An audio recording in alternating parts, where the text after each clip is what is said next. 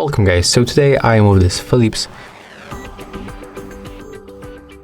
Bluetooth earphones and I'm going to show you how you can move them to the pairing mode.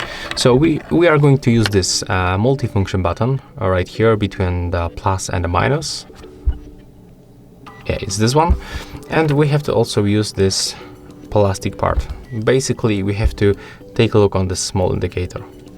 So as you can see right now, the device is completely turned off because this indicator is not blinking on the blue for like 7 or 8 seconds, because when it's turned on it is blinking.